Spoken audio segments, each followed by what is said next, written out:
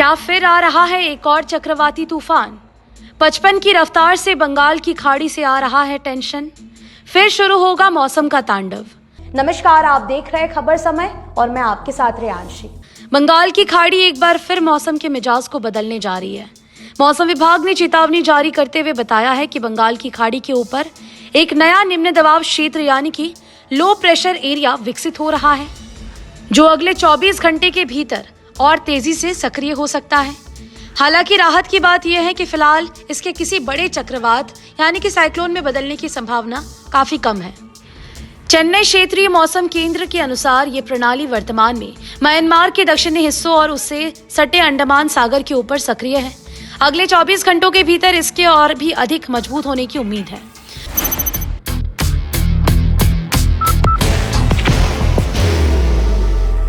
There will only be one insignia.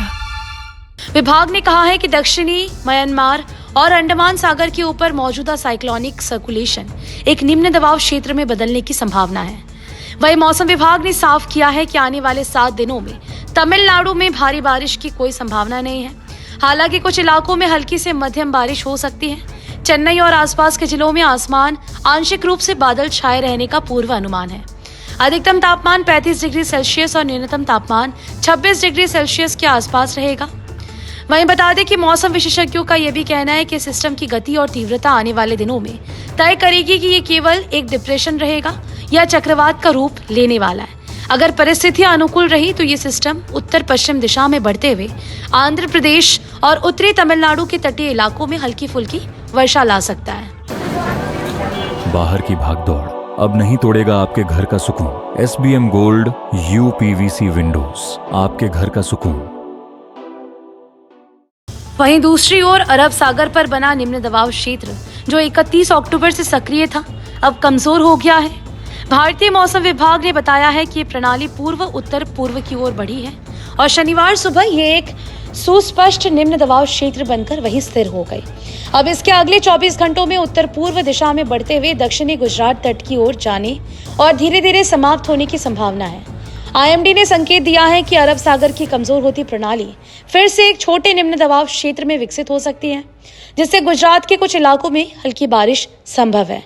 सबसे बड़ी चिंता का विषय यह है कि बंगाल की खाड़ी के दक्षिण पूर्वी हिस्से और अंडमान सागर में हवा की गति 35 से 45 किलोमीटर प्रति घंटे तक पहुंच सकती है, जो कुछ समय के लिए 55 किलोमीटर प्रति घंटे तक भी जा सकती है। इस वजह से मछुआरों को अगले कुछ दिनों तक समुद्र में न जाने की सलाह दी गई है। वही मौसम वैज्ञानिकों का कहना है कि बंगाल की खाड़ी का तापमान, भौगोलिक स्थिति और नमी का स्तर तूफानों के लिए अनुकूल परिस्थितियां तैयार करता है। इसी कारण यहां से बनने वाले तूफान, जैसे हाल ही में आया चक्रवात मंथा, अक्सर पूर्वी और दक्षिणी भारत के तटीय राज्यों को प्रभावित करते हैं। मालूम हो कि सिलीगुड़ी और आसपास के इलाकों में 30 अक्टूबर की रात से शुरू हुई बरसात 1 नवंबर यानी कि कल तक सिलीगुड़ी और आसपास के क्षेत्रों में जारी रही।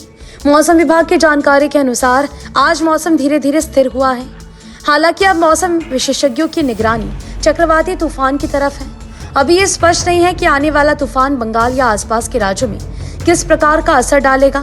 मौसम विभाग ने नागरिकों से अपील की है कि वे अपडेट मौसम रिपोर्ट पर ध्यान दें और आवश्यक सावधानी भी बरतें। फिलहाल मौसम विभाग लगातार स्थिति पर नजर रखे हुए है।